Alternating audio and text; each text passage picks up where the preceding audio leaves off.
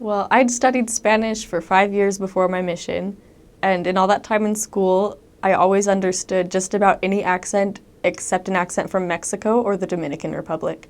So when I got my mission call, it was just really funny and ironic that I was going to Mexico where I knew I didn't understand their accents, and it proved true when I got there because Mexicans speak really fast and they use a lot of their own slang and they stick all their words together and they run together and you have no idea what they're saying sometimes, but you get used to it as you interact with them and as you try to speak.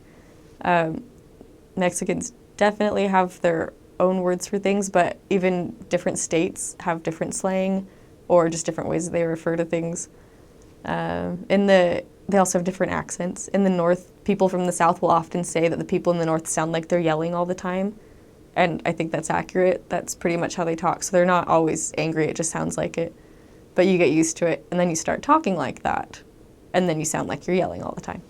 But Mexicans from different parts of the South sometimes will sound a little more sing-songy when they're speaking, or just, I don't know, have different inflections.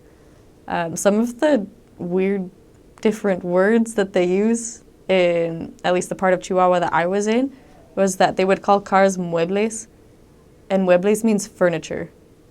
And it also means furniture there, but they will use it to refer to their cars.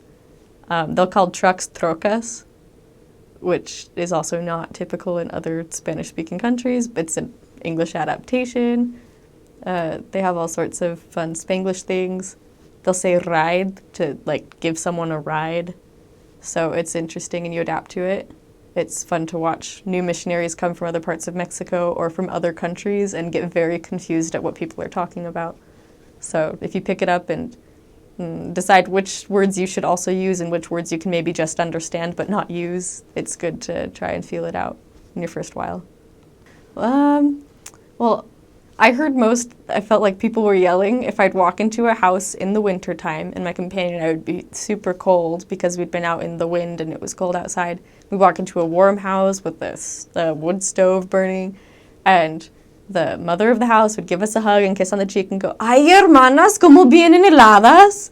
Which is just, "Oh, sisters, you're so cold." But it sounds like she's yelling and angry at us, but she's not. It's just how she talks. But that's pretty much how you're always greeted. "Hermanas?" And it sounds angry, but it's not. I heard other missionaries who come from different parts of Mexico who they'd sound like they were singing when they'd introduce themselves. They'd say, "Yo soy la hermana Clark." And it sounds kind of like different tones.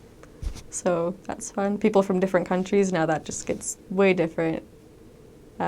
Peruvians speak a lot slower than Mexicans, and they'll also use different verb tenses sometimes. And it sounds really formal when they talk. I had a Honduran companion, and the Honduran accent is kind of like in the southern Mexican state of Veracruz, and they drop the S sounds off of all of the ends of their words. So if they're from Veracruz, they say, "Yo soy de Veracruz." Or if they're from Honduras, they say, "Yo soy de Honduras." And they don't say the S on the end of the words, and that is just consistent throughout their speech. So those are a few examples.